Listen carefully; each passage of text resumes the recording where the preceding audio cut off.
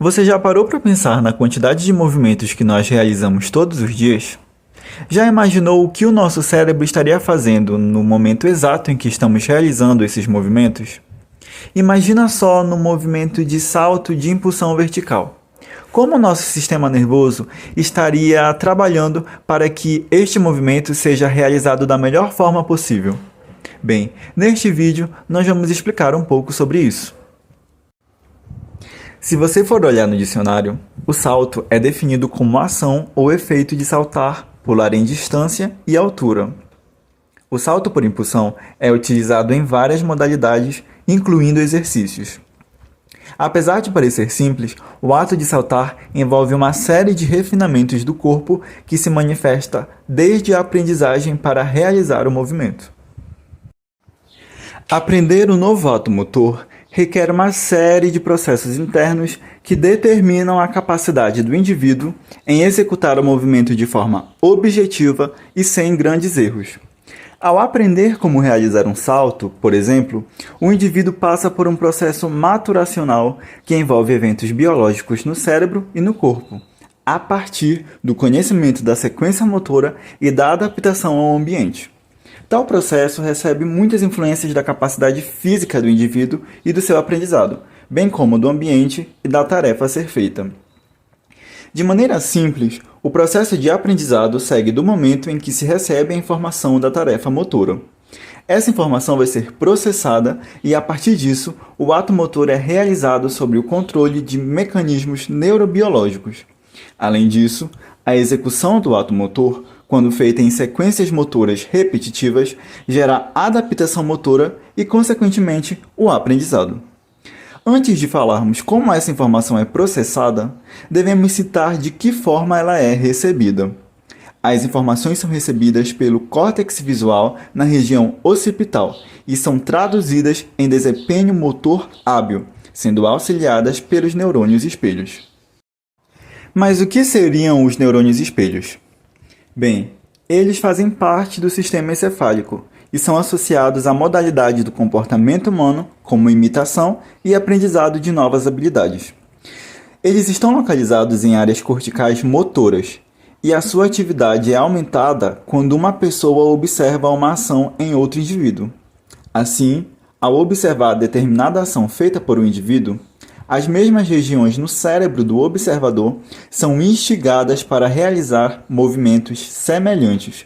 Dessa forma, o neurônio espelho do observador reflete o comportamento contemplado, como se o próprio observador sentisse e percebesse a mesma experiência de quem realiza o ato observado.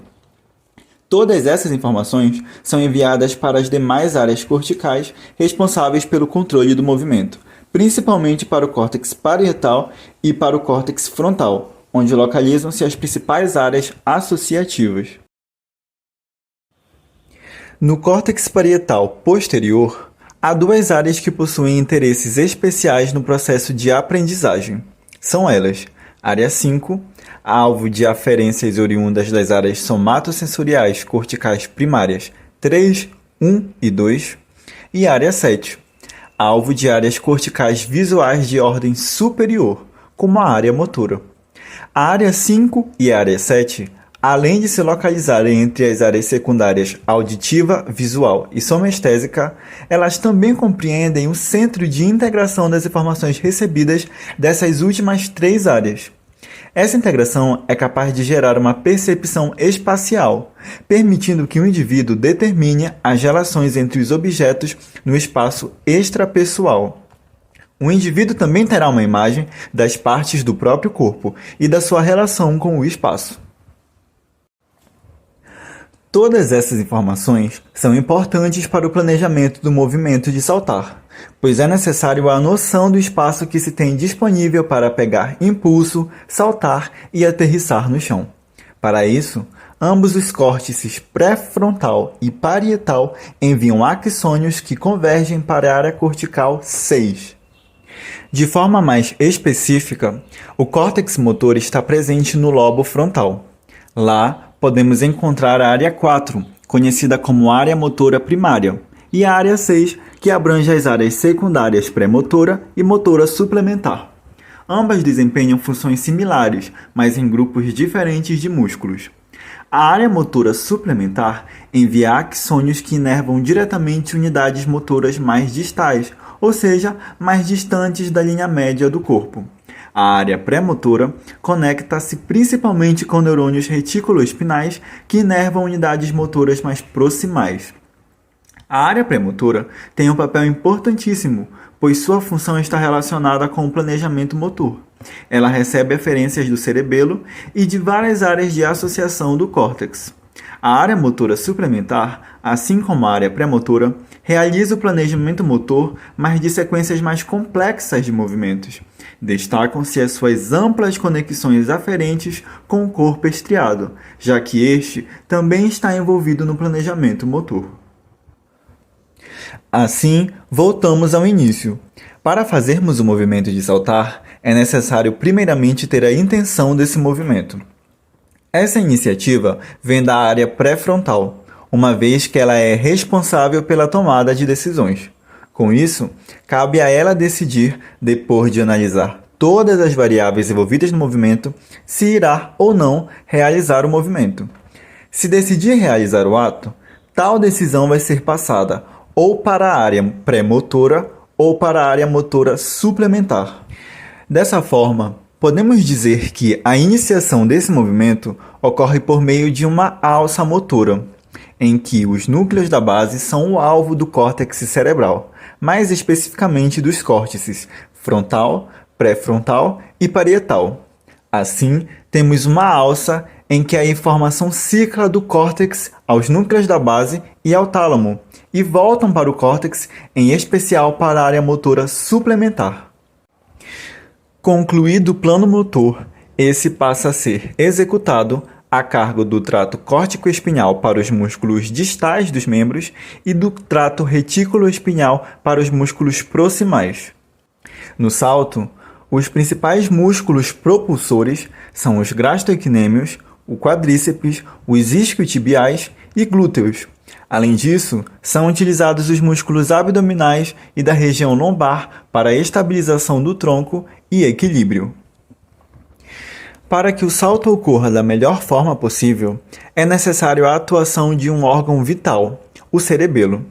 Ele proporciona o equilíbrio que necessita para a realização de movimento, além de contribuir para o planejamento motor, comparando as características do movimento que está sendo executado com o plano motor prévio, fazendo ajustes necessários para que o salto seja realizado da melhor forma possível. Ademais, o cerebelo vai ajudar a coordenar os movimentos do salto. Enquanto isso, os núcleos da base vão modular os movimentos do salto, permitindo que aconteçam movimentos voluntários finos e um menor gasto energético. Dessa forma, ao planejar e realizar o movimento, estimula-se uma espécie de memória. Há vários tipos de memória, porém a que está relacionada com a memória motora para a aquisição e alteração de habilidades é a memória associativa. Assim, quando imitamos ou realizamos atos motores, estamos acionando esse tipo de memória. Ela nos permite aprender novos atos motores e proporciona a melhora no desempenho, através de cada treino executado, promovendo aperfeiçoamento de acordo com o passar das tentativas e dos treinos repetitivos e contínuos, até que consigamos ter domínio do novo gesto motor com menos esforço. Podemos dizer que, graças a esse tipo de memória, seria mais fácil reaprender um ato motor já executado de forma mais rápida do que aprender um novo movimento. Existe um processo conhecido como neuroplasticidade. O sistema nervoso é um conjunto de redes neurais dinâmicas. Essas redes são capazes de mudar, adaptar e reagir a diferentes estímulos. As conexões que formam as redes neurais são plásticas, ou seja, capazes de se transformarem e ficarem mais fortes ou mais fracas em função da frequência de uso. Dependendo então da necessidade, os neurônios podem reorganizar suas conexões, estabelecendo circuitos mais diversos para processar diferentes informações. Assim, o neurônio recebe muitas informações, mas retransmite bem menos do que recebe. Isso demonstra a alta capacidade de processamento e filtragem de informações que o corpo de uma célula nervosa apresenta. Dessa forma, a neuroplasticidade permite a aprendizagem de novas habilidades. Agora que já falamos das estruturas e mecanismos, vamos falar um pouco mais sobre as etapas da aprendizagem motora? Fitts e Posner descreveram uma teoria de aprendizagem ligada aos estágios envolvidos na aprendizagem de uma nova habilidade. Seriam 3 estágios. Primeiro, cognitivo. Segundo, associativo. E terceiro, autônomo. No estágio cognitivo, o indivíduo está tentando adquirir a ideia do que é para ser feito, desenvolvendo então estratégias que possam ser utilizadas para executar a tarefa. Dessa forma, o indivíduo necessita pensar em todas as partes componentes da habilidade. Juntamente com essa característica, o iniciante comete uma quantidade relevante de erros, pois a baixa consistência de execução é outra característica marcante, com a ação sendo notavelmente alterada de execução para execução. No estágio associativo, o indivíduo já selecionou a melhor estratégia para a tarefa e começa então a refinar a habilidade, apresentando uma concentração mais direcionada para o aperfeiçoamento de um determinado padrão. Portanto, os erros tornam-se menos frequentes. Inicia-se um estado de relativa independência de fontes externas de informação sobre a performance.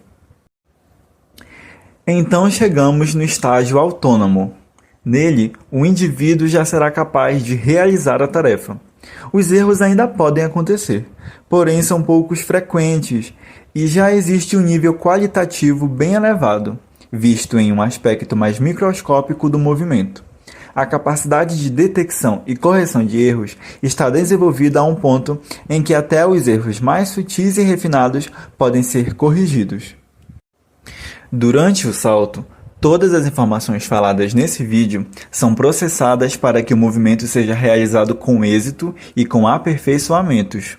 Assim, após todas essas informações, notamos que a aprendizagem atrelada ao treinamento repetitivo gera, no fim, um movimento mais harmônico, coeso e com menos erros. No vídeo a seguir, podemos verificar essa conclusão.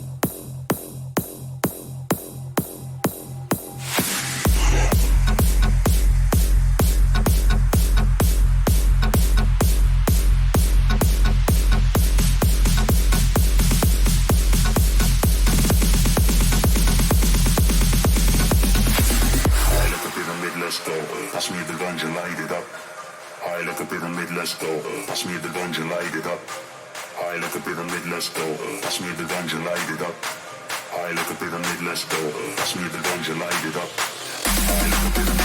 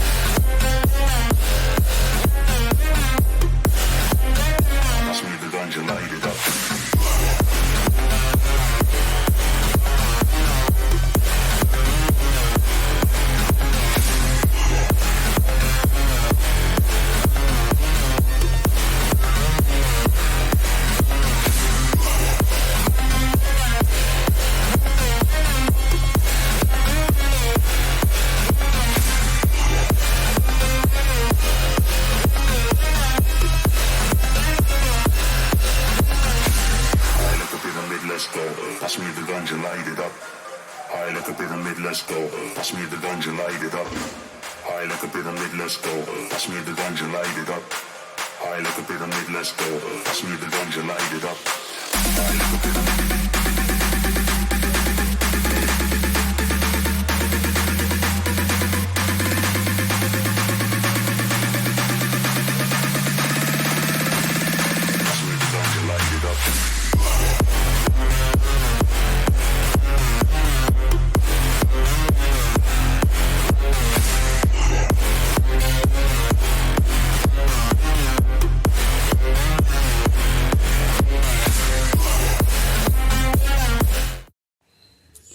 Como vimos, os mecanismos que o nosso sistema nervoso realiza para fazermos o salto de impulsão vertical são complexos e detalhistas, o que evidencia a grande capacidade desse sistema em receber informações e realizar ações, um verdadeiro circuito elétrico humano.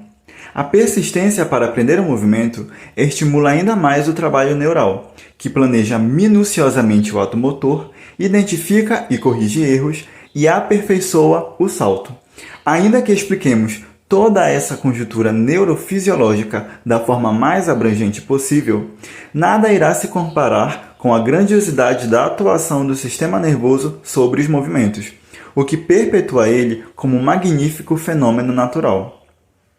Este vídeo foi roteirizado e editado pelos acadêmicos de fisioterapia da Universidade do Estado do Pará.